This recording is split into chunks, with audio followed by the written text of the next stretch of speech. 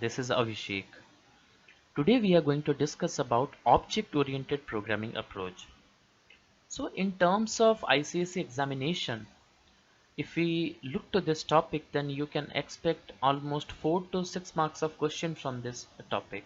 Okay, so a lot to know, a lot to discuss, but before we begin, please subscribe to my channel and press the bell icon for getting the latest update. Before we are going to discuss anything about object-oriented programming approach, let us first know what is procedure-oriented approach so that we can know how object-oriented programming language is more advanced and we can know the real value of object-oriented programming language. Okay.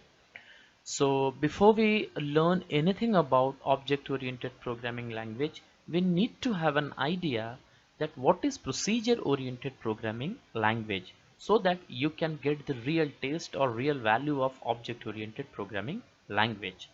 Now, let us think about something called as television. Now, when you see a television, what comes to your mind? The first time when you see a television, what comes to your mind, student? Obviously, you will try to know about the features of the television, right? Features like whether it is smart television or not. You will try to know about the company. You will try to know about the size. Okay, and along with that, you will try to know how what is the color and all this everything you will try to know. So these are called as features, or you can say these things are the data of the TV, right? Now, have you ever thought how the television is built, or have you ever thought how it is manufactured? No, you will never think about these things at your first sight, because this is human nature. We think about features, we think about data, we do not think about functionality. Okay, so we try to give emphasis on data, that is its features. We never see how it functions. So here the most important thing what we have to note is, as per the human nature, we think about data first and then we might think about functionality.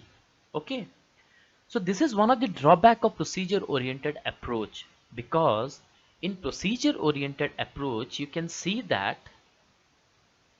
here we give more emphasis on procedures. We give more emphasis on procedures and we give second priority to data. So the first priority is given to procedures and the second priority is given to data. But whereas we know that that according to a human nature, first priority must be given to data, second priority must be given to procedure. Now, let us take an example. We will have a brief of idea about this. Now let us think a company, any company, a company comes to me and asks to develop a software. Okay. Now the company will never go to you because you don't know how to develop a software. Okay. So I'm giving my example. Hope you don't mind. A company comes to me and asks to develop a software. So before developing the software, I will gather information from the customer or from the company, right? I will talk to the customer, or I will talk to the representative of that company in details regarding their requirements, what they need, how they need, why they need all these things. I will talk to them. What are their exact requirements? I will try to know. Then I will find out what exactly I will do out of that requirement. Now they they are going to give me list of requirements. Okay, they need this, they need that. They are going to give me list of requirements and I have to note down all the requirements. Then I will find out what exactly I will do out of that requirements. So here it is clearly understood that I am finding out the functionality of the company. I am finding out the functionality of the company first, and till now I have not asked them anything about the data. So currently I am finding out the functionality from the gathered requirement of the company. Then I will arrange the functionality as per the need and priority of the company. Once the arrangement has been done, then I'm going to find it out what data is required to get those functionality done. So here now I'm asking the company to provide me with the data. So if I first I ask them with the functionality, then I ask them with the data. But whereas I know first priority must be given to data, second priority must be given to procedures. But here, as per the procedure oriented programming language, I am giving first priority or first emphasis is given on procedures, and then second priority or emphasis is given on data. So here the important point we will have to note is that we give first preference to functionality, or you can say requirements, or we can say that procedures, and then second preference is given to data. So this is called as procedure oriented programming approach, when first priority is given to procedures and second priority is given to data. Now what's wrong in this particular thing? Okay, even if we are giving a first priority to procedure and second priority is given to data, what's wrong in this? What do you find that okay, this is not correct, we should not have done like this? Okay, so first of all, as a human being, I do not have ability to identify exact functionality. So as we have discussed earlier that we have a tendency, or all humans have a tendency to identify data first rather than functionality. We try to think about the features, we try to think about the data first, okay, then we try to think about the functionality. So if we proceed from data to functionality, or you can say if we proceed from data to procedures, then implementation can be done in a proper way. But if we proceed from procedures to data, then there are possibilities that we might miss few things while developing a software. Okay, because we know that as per the human tendency, we are more eager to know about data. We can implement in a better way if we know about the data than if we know about the functionality. But here in procedure oriented programming approach, we are trying to know about the procedures, we are trying to know about the functionality, then the second preference is given to data. So this is wrong in procedure. This is one of the limitation you can say in procedure oriented programming approach, right? So I hope this point is clear to you. Now coming to the next point, top down approach. What do you mean by top down approach? For this, let us take an example. Okay, now here we have the higher authority of a state. Okay, so we know that chief minister can be considered as the highest authority of the state. So here we have chief minister, highest authority of the of the state. Now chief minister decides that that we need to lock down, or chief minister need to lock down the complete state for a week to tackle with coronavirus, right? Now an order will be passed to the government officials. Okay, here we have government officials. You can consider here you have police authority. Okay, here you have collector,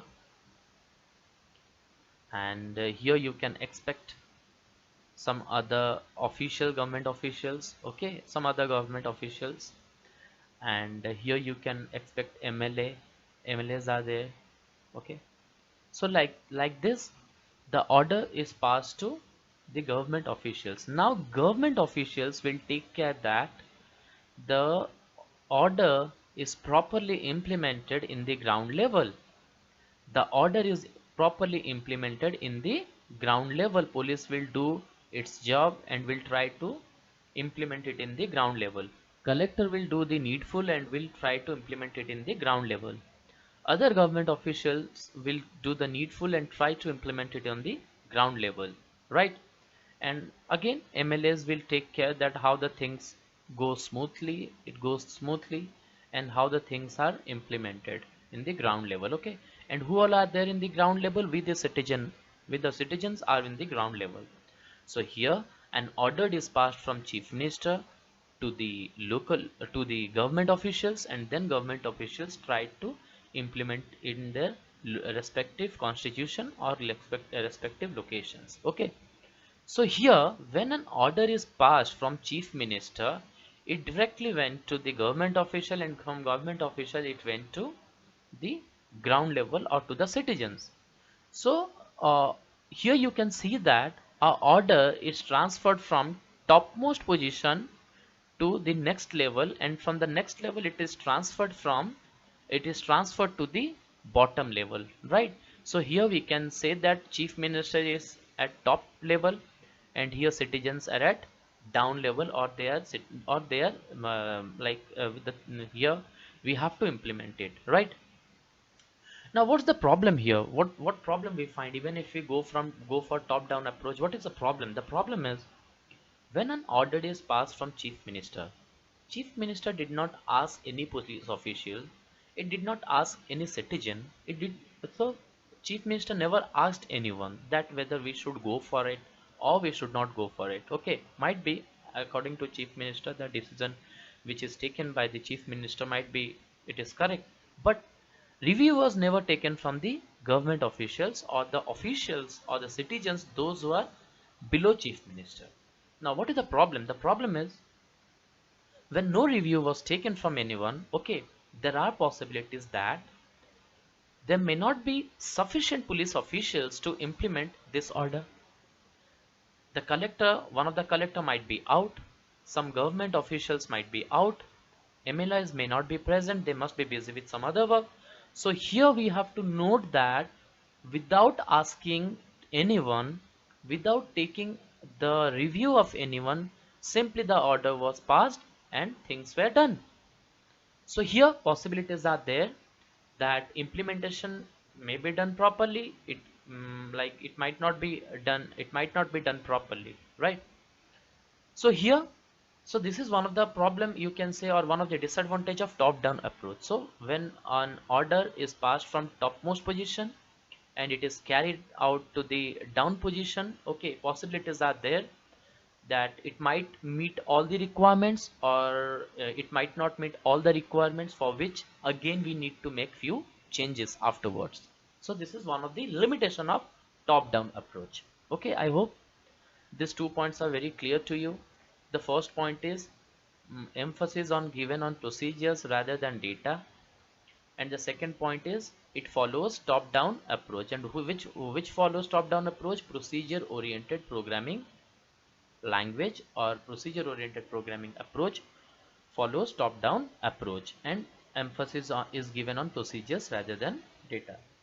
So here you have to know one more thing, that every programming language, whatever, like broadly you can differentiate, broadly you can state that we have two programming language. One is procedure oriented programming language and the other one is object oriented programming language. Procedure oriented programming language follows top down approach, and procedure oriented programming language gives more priority to procedures, and then second priorities or second preference is given to data.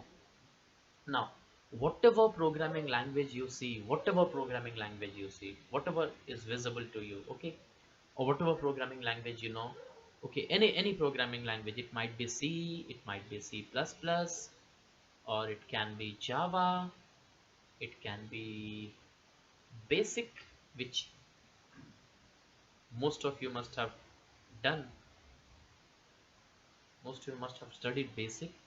So here we have few programming language. Okay, so all the programming language, remember, it might be C sharp is also there, it might be Perl, anything, whatever programming language you see, it will either come under procedure oriented programming approach, or it will come under object oriented programming approach. So it will come under procedure oriented programming approach, or it will come under object oriented programming approach, remember. Okay, now if we say C comes under procedure oriented programming approach, Basic, it also comes under procedure oriented programming approach, Java comes under object oriented programming approach, C++ comes under object oriented programming approach, C# comes under object oriented programming approach. So here you can say that C and Basic, they give more priority to procedures, Then second priority is given to data. They follows top-down approach. Okay. So I hope this procedure-oriented programming approach concept is clear to you. So here you can see procedural language is a type of computer programming language that specifies a series of well-structured steps. So here you will find series of well-structured steps, algorithms and procedures. So that is called as functionality. We are giving more priority to functionality. So in procedural language, you will find series of well-structured steps, algorithms and procedures within its programming context. So whatever program you write with well-structured steps, algorithms and procedures. So here priority is always given to procedure. So a program in a procedural language is a list of instruction. Here you can see it is a list of instruction where each statement tells the computer to do something. So here we have list of procedures, list of functionality, where each procedures, functionality, or you can say instruction tells the computer to do something. Okay, so computer will do or computer follow the instructions given by the procedures, or here each instruction tells the computer to do something. Okay, so here you can see C, basic, Fortran, it all comes under procedure oriented programming approach. Now you can see the characteristics of procedure oriented programming approach. Large programs are divided into smaller programs known as functions. So here a large program is divided into smaller program known as function. What do you mean by this? A large program is divided into smaller programs, and why do we exactly need to divide a large program into smaller program? For that we need to understand this. Now we have a large program like this. We have written a certain line of code. Maybe there are 1000 lines of code. We can assume that there are 1000 lines of code. Now this is not 1000 lines of code, okay, hardly it will be 10 or 12 lines, but let us assume that there are 1000 lines of code, 1000 lines of code. Now when we write 1000 lines of code and you look to the same program after a year, the problem is the main problem what you find that is after 1 year you will never remember for what reason you have written which line. Okay, so it will take a day or 2 days to figure out what all are the reasons for which you have written the program and for what reason you have written which line. So it will take a day or 2 days, or it might take up to 1 week to understand the program. So what usually we do, we divide a very big program, might be it is of 1000 line, we divide this program into smaller parts. Okay, we will divide this program into smaller parts. Okay, I'm just giving you an example. We divide this program into smaller parts. So this is one part which contains 250 lines of code. This is another part which contains 250 lines of code. Okay, so I'm hypothetically speaking that this program contains 150 lines of code, sorry, 250 lines of code. Here we contains 250 lines of code, here we contains 250 lines of code, and again here we contain 250 lines of code, right? So we divide this big set of program into 4 different parts, and each part contains 250 lines of code, and combinedly they form a big set of program. Okay, now what is the advantage of dividing a program into smaller parts? The first advantage is that even if you come after 5 years, or even if you have come after 10 years, okay, and when you look to the function, okay, it is very easy to understand instead of looking to a big set of program.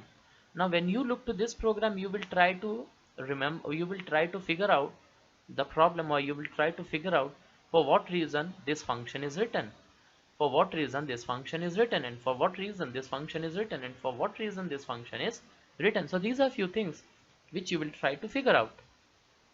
So here you can see that is the reason it is written. Large programs, they are divided into smaller programs known as functions.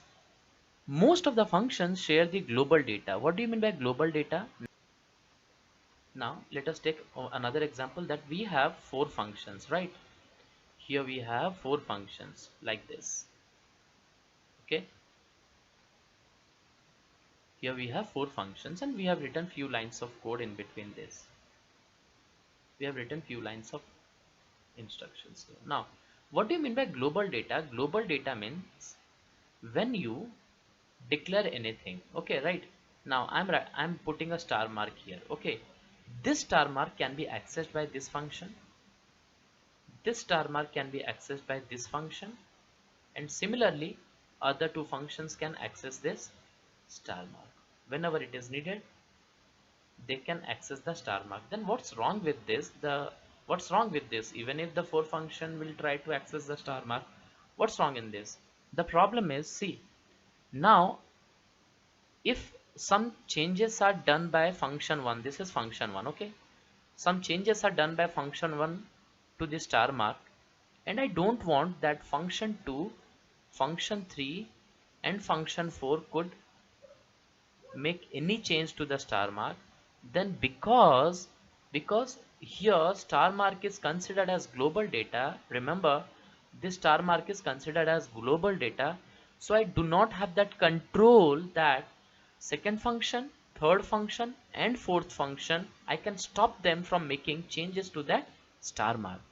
That is, if we understand it in a better way or in a simpler way, we can think like this, that even even function 1 can make changes to the star mark, even function 2 can make changes to the star mark, function 3 can make changes to the star mark, and function 4 can make changes to the star mark. Okay, we do not have control on any function, or we do not have a proper way by which we can hide this star mark from function 2, function 3 and function 4.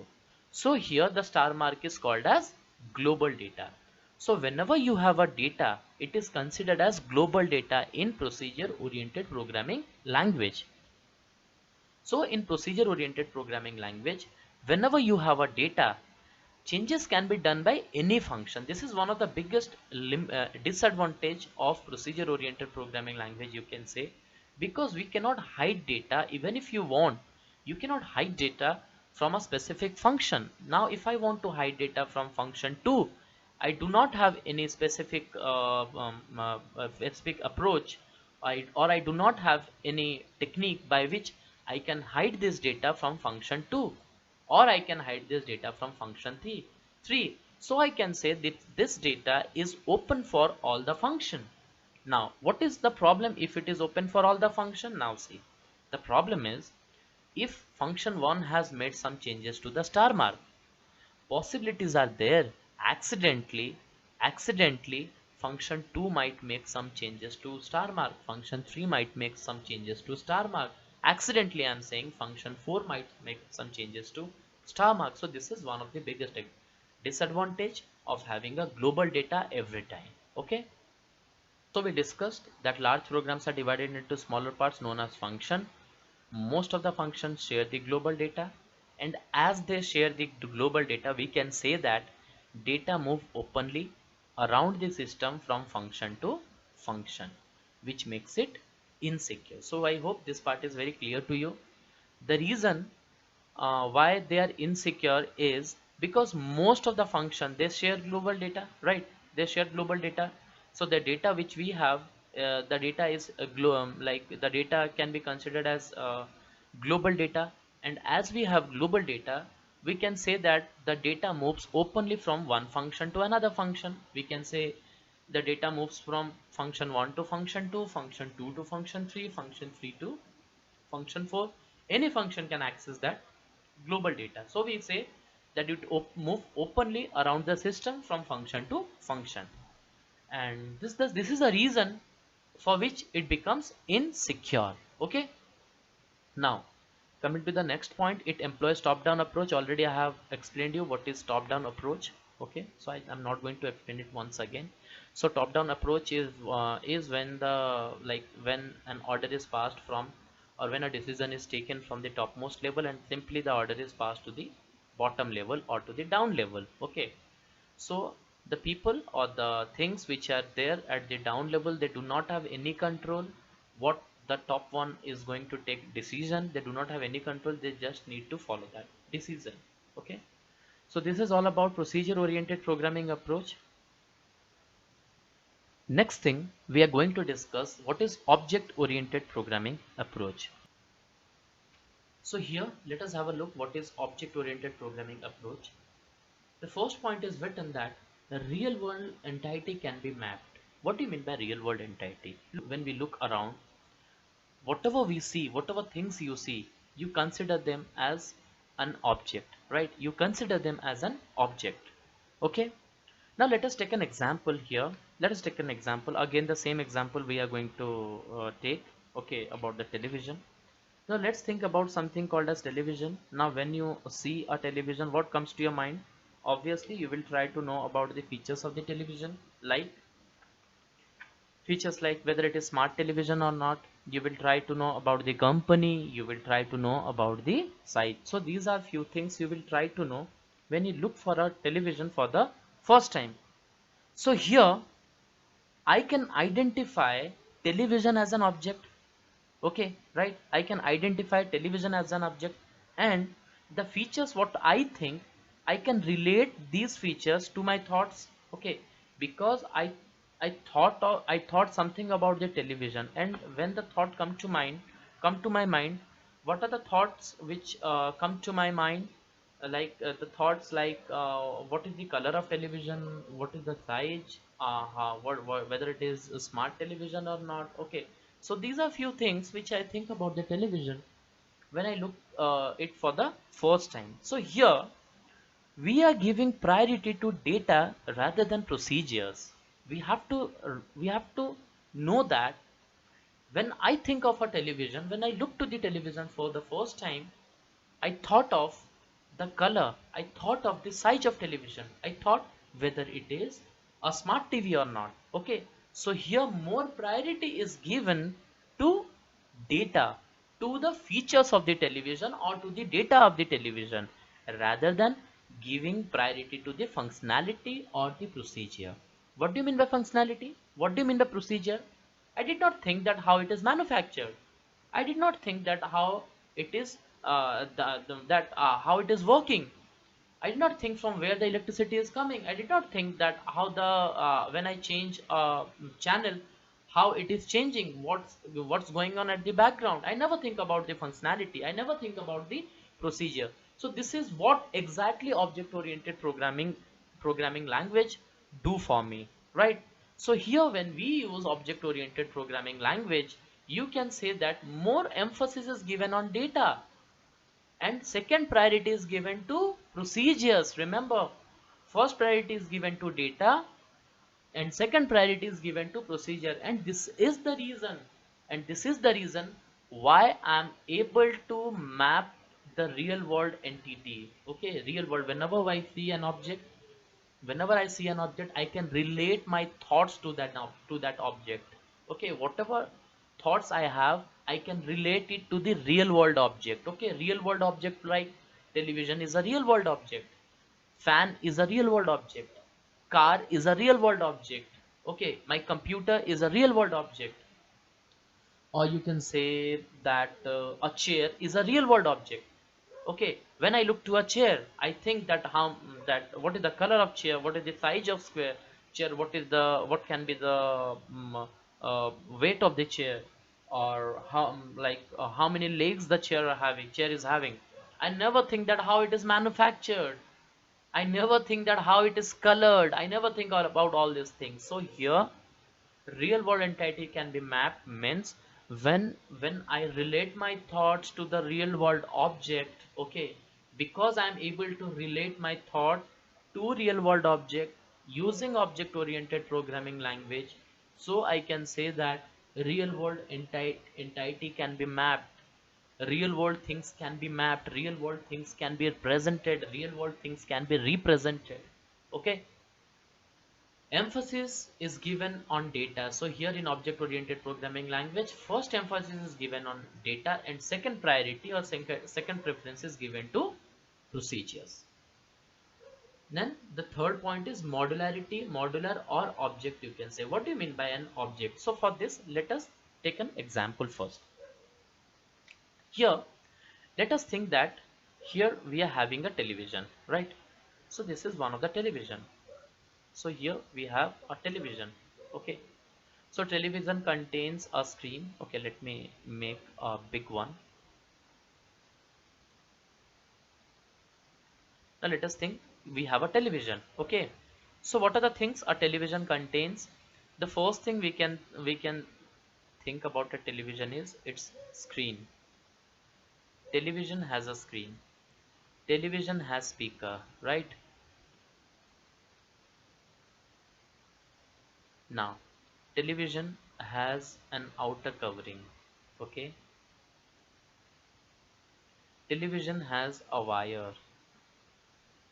Television will have few ports where pen drive, USB cord, like USB devices, pen drive, HDMI cable, okay, or RF cable can be attached. We can attach these things. So these are few things of television. Now what else we can have in the television? So here we have a screen. This is the first thing. Here we have two speakers. This is the second thing. Here we have a wire. You can consider this as third thing. Here we have ports, different ports. Here you can consider these ports to be the fourth thing. Here we have a plug, right? Here we have a plug. Plug can be considered as, sorry, fifth thing. It can be considered as fifth thing. Now apart from this, we can, so these are few things which we will find in our television, right? So here, when the television is made, remember, when the television is manufactured, okay, we must have manufactured the screen first. Here you can see the screen. So screen must be manufactured, would have been manufactured somewhere else.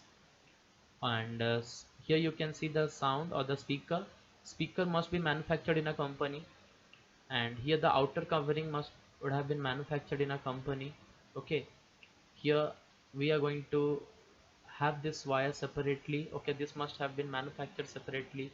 Plugs are manufactured separately. Here different ports are manufactured separately. So here you can consider screen to be an object, speaker to be an object, wire to be an object, ports to be an object, plug to be an object, and outer covering to be an object, outer covering. Okay, so when we have these six objects, you can see the six objects. So these six objects can be considered as six modules or six objects you can consider.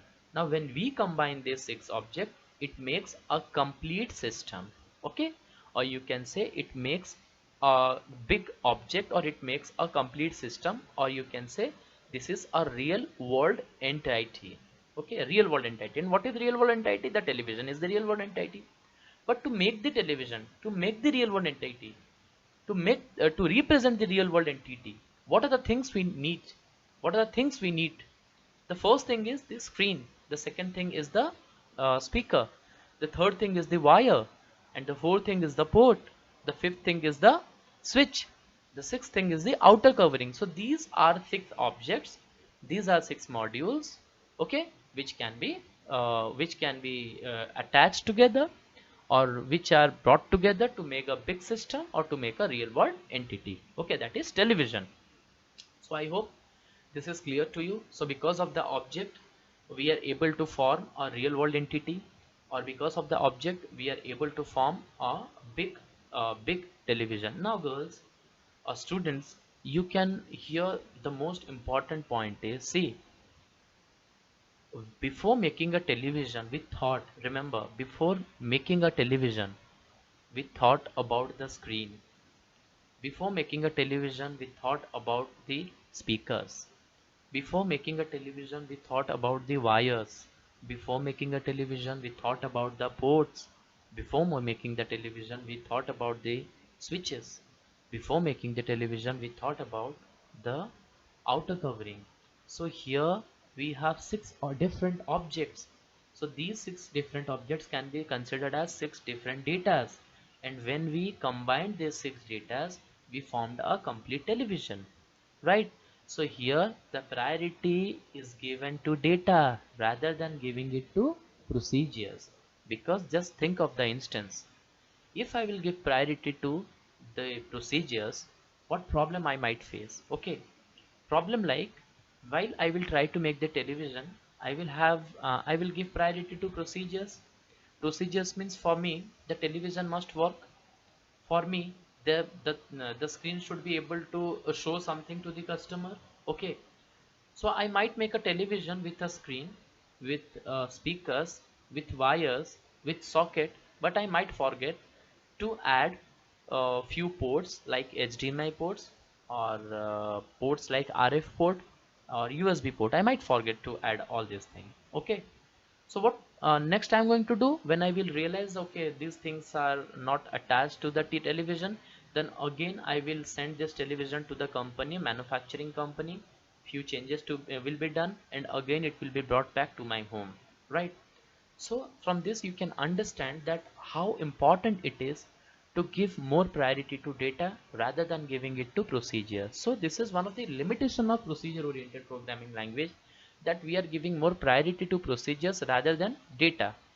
But in object oriented programming language, we are giving more priority to data rather than procedures. Obviously procedures are given priority, or both procedures are given emphasis, but it is given second priority, or it is given second emphasis. Okay, and first priority is given to data. And because of object, we are able to form a big we are able to form a big object, or you can say we are able to form something meaningful, and that is a real world entity, and which can be we are able to form a real world entity because of this smaller objects. Okay, now coming to the next point, that is the reusability. What do you mean by reusability? Reusability means, see, now after 3 years, okay, after 3 years, our television, like something goes wrong, and the television do not work, or we want to replace the television with a new set. Okay, we want to replace this television, right? We want to replace this television, so this television need to be replaced. Okay, now we are going to give it to the showroom from where we will get a new television. Now we will have a new television. Now let us think that another customer is having the same television which we replaced it just now. Okay, with the showroom, the customer is having same television, and the problem with the television is that the screen is showing the picture, but no sound is coming. Okay, now what can be done? This objects can be replaced with this object, right? So these speakers can be replaced by the speakers, isn't it? Okay, so we can say that as we divided this big television into number of objects. Because of this, as we have divided this big television into number of objects, for that is the reason we are able to replace these speakers with this speaker, right? Isn't it? Okay, so here the speakers are reused by some other television. Now think, there is another customer. Okay, and this customer finds that the wire got break somewhere. Okay, now what can be done? We can replace this wire. This wire can be replaced by this wire, isn't it? Okay, now we have another customer whose HDMI port is not working. Now what can be done? Again, now this HDMI port can be replaced with this HDMI port, right? And why it is possible, why we are able to replace all these things? The reason is we had divided these things into smaller parts called as object. So here you can see a big television is divided into smaller parts called as objects, or we joined these smaller parts to form a big television. So whenever it is required, we can take out the smaller parts. So for this reason, we say that using object oriented programming language, a reusability function can be implemented, reusability feature can be implemented. Now coming to the fourth point, easy to debug. Why it is easy to be debug? Easy to debug means if you have any trouble, if you have any problem, it will be very easy to find out the problem, or you can say it will be very easy to rectify the problem. Okay, debug means you have some problem and you are going to find out the problem and you are going to rectify it. Now when you want to, when your system, when your television is showing the picture but no sound is coming, then clearly it is stated that you will have some problem with the speakers. Okay, so here you will have some problem with the speaker, and so you got to know the problem. Okay, and now you are going to debug it, now you are going to rectify it. So how you are going to rectify it? You are going to replace a speaker of some other television, or you can replace the speaker by a new the speakers with new speakers, new set of speakers. Okay, company speakers can be replaced. So here it is very easy to rectify the problem, to find out the problem, and to rectify the problem in object oriented programming language.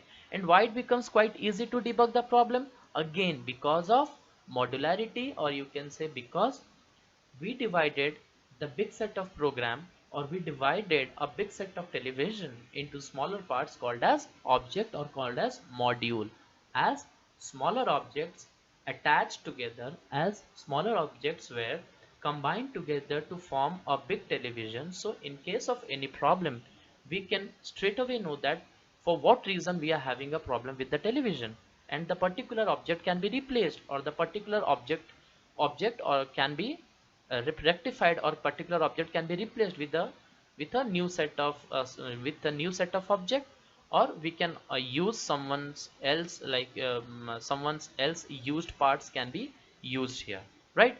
So it becomes quite easy to debug because of modularity, or you can say because of objects. Okay, now the next thing is secure. What do you mean by secure?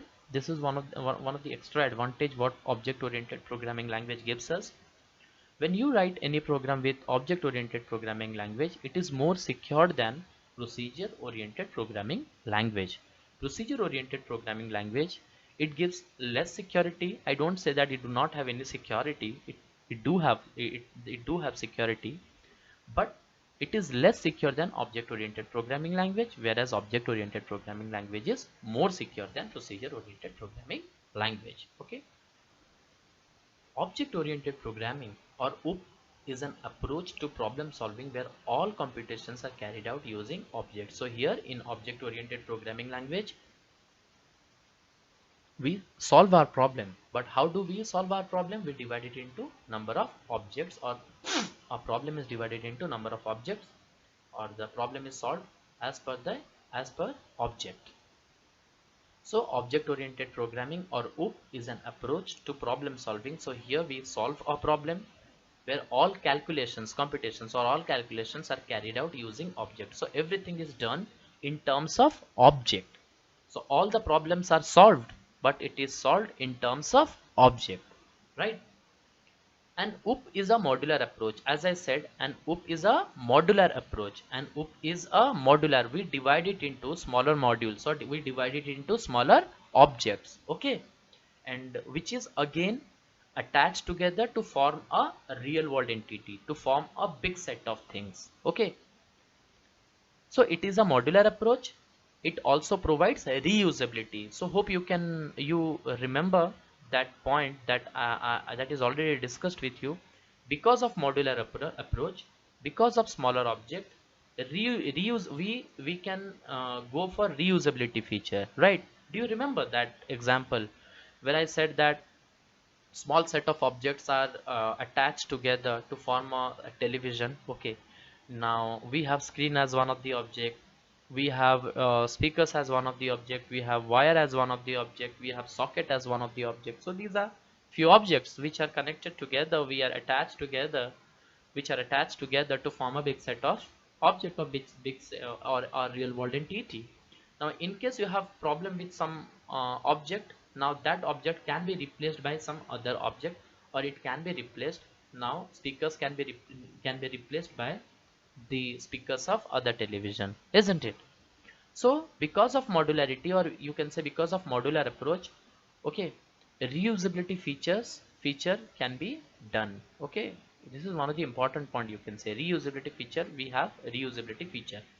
things can be reused again and again. And what is the reason? Because of modularity approach, which is not possible in procedure oriented programming approach. And because of reusability feature, we are able to develop productive logic. What do you mean by productive logic? Good logic.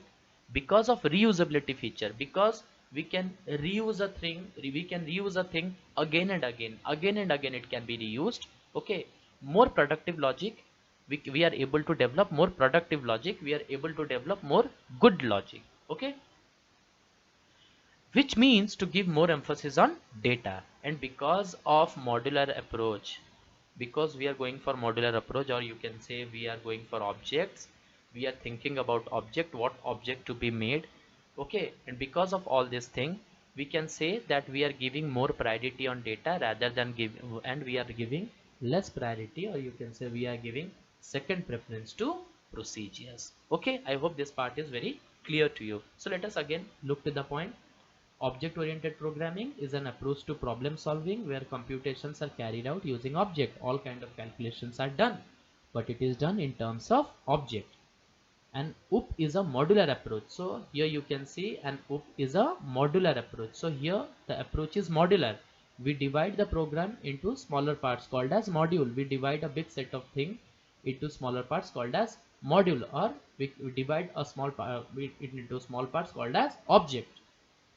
It also provides the reusability feature, and because of these object, because of the module, it provides a feature called as reusability. Okay, and because of reusability feature, we are able to write good logic, or we are able to write good programs, or we are able to write good set of we are able to write proper logic, or we are able to write more good logic, you can say we can write, which means to give more emphasis on data. So in object oriented programming approach, we are giving more priority to data, second priority is given to procedures.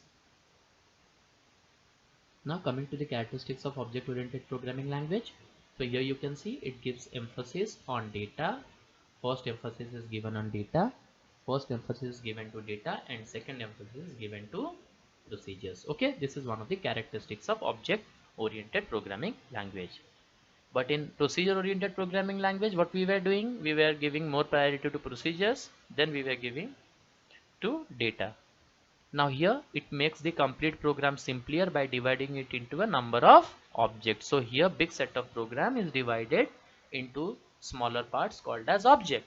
But in procedure oriented programming language, what we were doing, we were dividing a big set of program into smaller parts called as functions. Okay, so here you can think like this: smaller objects can be joined together, can be attached together to form a big set of thing, and that big set of thing is called as real world entity. So to represent any real world thing, to represent anything which exists in real world, okay, we can represent anything which exists in a real world, but that thing can be represented if we divide it into smaller objects. Okay, so when we join smaller things, we redefine or we represent a real world thing. Okay, for example, if I say, if I want to represent, for example, just giving an example, a short example. Later we will we will discuss this in more details, what is object and all, but for the timing I'm giving you an example. Now let us think like this, that a car, car is a real world entity. When we see a four-wheeler going, we say that it is a car. Okay, any four-wheeler we see, we say that any four-wheeler which has a steering and all, okay, and which looks like a car, we say that okay, just see that car is going. So that is a real world entity. Okay, car is a real world entity which exists in the real world, which is there in the real world. We cannot say that we do not have a car in the real world, right? So that car, that thing, it exists on the real world. Okay, now we can think that Maruti Suzuki Maruti Suzuki is one of the Maruti Suzuki is one of is a one the company which has its own car. Toyota is one of the company which has its own car. Fiat is one of the company. Ford is one of the company which has its own car. Hyundai is one of the company which has its own car. BMW is one of the company which has its own car. So these are few smaller modules. Maruti Suzuki, Toyota, BMW, Hyundai, Ford, okay, Mahindra, Tata, and Honda. These are the few companies, or these are smaller module which are combined together to form a complete system or to represent a real world entity, that is car. So when I say car, Ford has its own car, Tata has its own car, Hyundai has its own car, BMW has its own car, Mercedes has its own car, right? So here, so we can say in object-oriented programming language, a big set of program is divided into smaller part called as objects. Okay, but in procedure-oriented programming language, a complete program is divided into smaller parts called as function. Now, because of this object, or you can say because of the module, because of the modularity, because a big set of program is divided into modules, or you can say objects, because of object, we are able to represent a big set of program. Because of that, it becomes quite easy to add new data, okay, and functions whenever it is necessary. So new things can be added to a program, new things, new features can be added to a program, okay, new features can be added, new things can be added because of only because of objects, or you can say module or modularity, okay, because a because a big set of program is represented by smaller things called as object, okay, or you can say an object or different objects, they represent a big set of thing, okay. So it becomes quite easy that whenever it is necessary we can add new data, or you can remove something, okay, and whenever it is necessary you can add or you can remove few things. Like you can think like this: whenever it was necessary, we removed the speakers from the television and new speakers were installed to the television. So it becomes quite easy for us, right? Next thing comes, it employs bottom-top approach. In procedure-oriented programming language, only top-down, a point, or you can say it was following top-down approach. But here it follows bottom-top approach. What do you mean by bottom-top approach? Bottom-top approach does not mean that the decision is taken at the bottom level and it is implemented by the top level. No, it means that here we have the chief minister.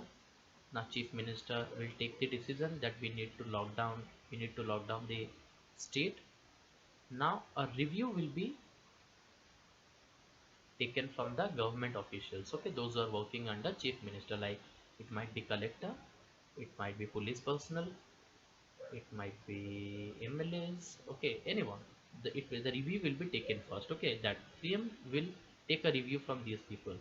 These people will take review from the bottom line people. Bottom line people like us, we are the bottom line people or the citizen, okay. A review will be taken from them that whether that we have such a issue in our state, we are going through a very tough time and we need to shut down our state for few days, okay, a few days or few weeks we have to shut down. Now from here people will say that what can be the problem, that we will have problem with the food and all, we will have problem with communication, we will have problem with travel in case of any emergency, how we are going to tackle.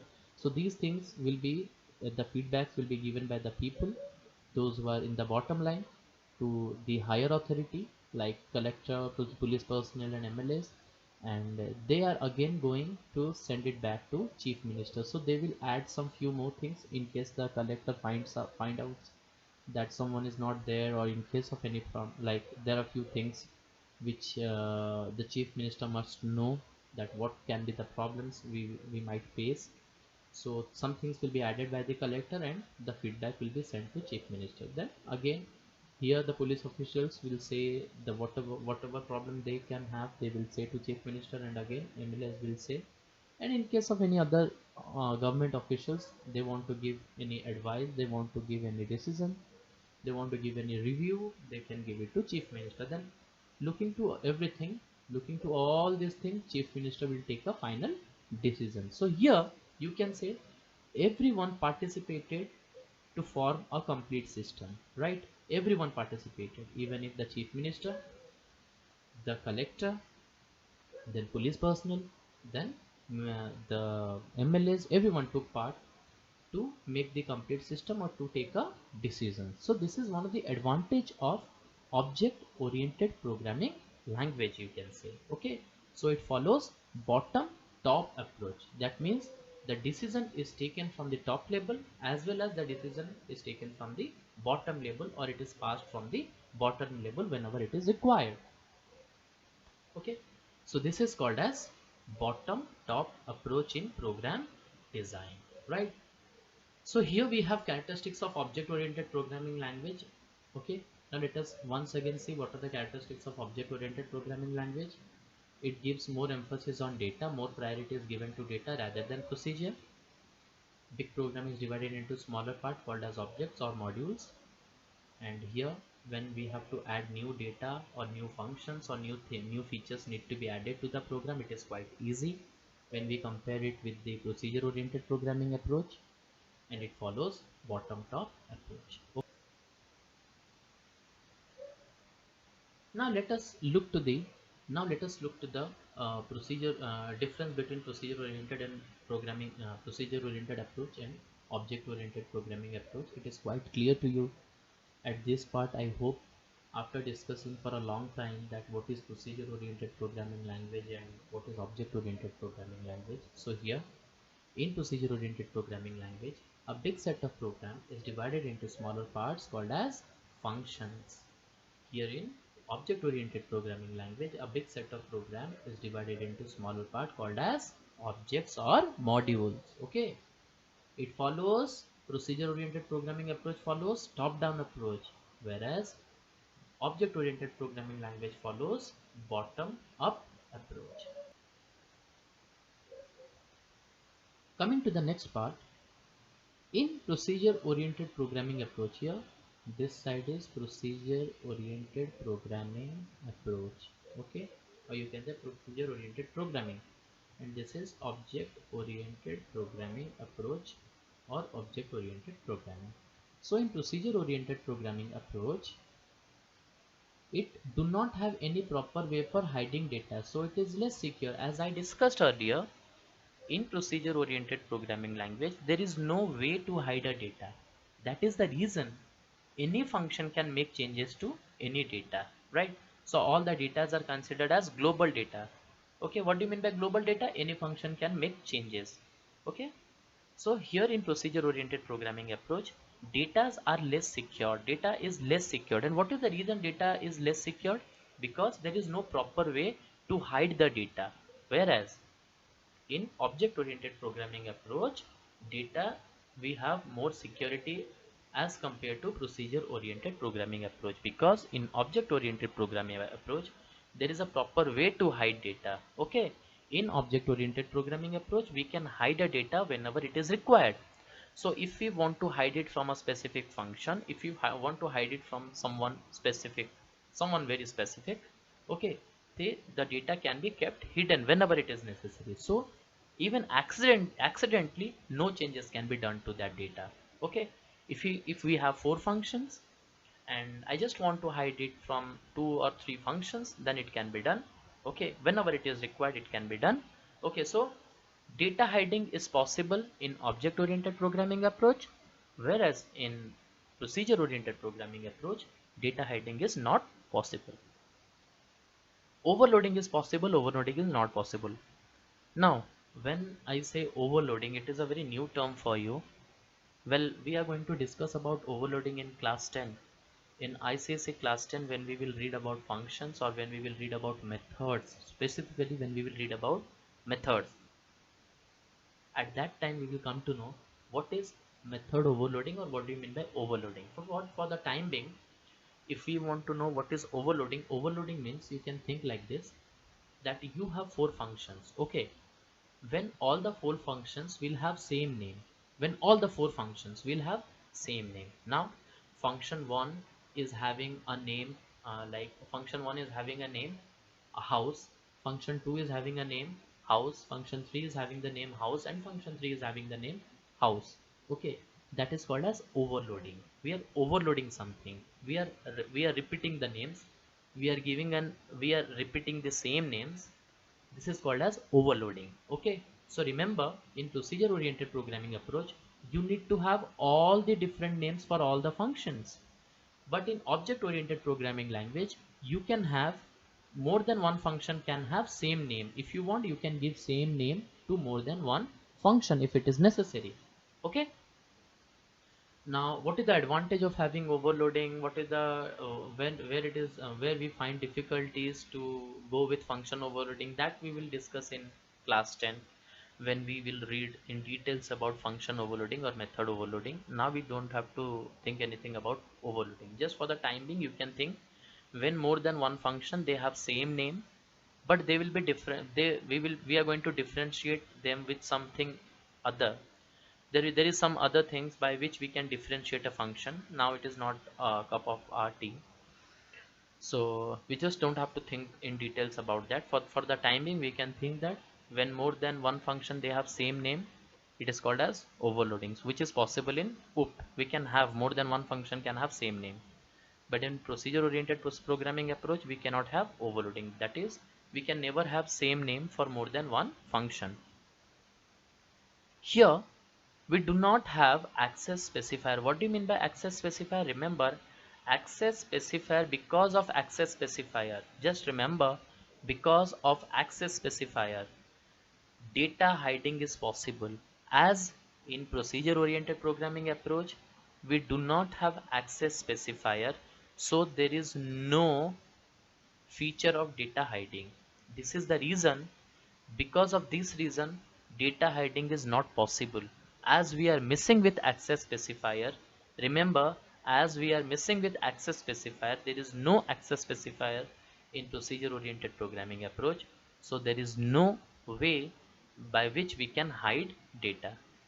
But in object oriented programming approach, we have access specifier. What do you mean by access specifier? Here we have public, private and protected. These three things are considered as access specifier. These three keywords are considered as access specifier. Because of this access specifier, we are able to hide data. So public, private and protected is not present in procedure oriented programming approach, whereas public, private and protected is present in object oriented programming approach. And because of this public, private and protected, we are able to hide data. Okay, and as here access specifier or public, private, protected is missing, we are unable to hide data. Okay, so data is less secure, and here we have more secure. So you can think like this: because of access specifier, we are able to give more security to data. Because here we do not have access specifier, so we are unable to give more security to data. Data are less secure. So finally, this is all about a procedure oriented programming approach and object oriented programming approach. I hope you got to know many things today. Okay, and we will discuss in the next part in details about the features of object oriented programming approach. What are the pillars of object oriented programming approach, or you can say what are the things which makes it more secure, or which makes it work, which tells more about object oriented programming approach. We are going to discuss it in the next part. Okay, so till then, I wish you all the best. Thank you very much.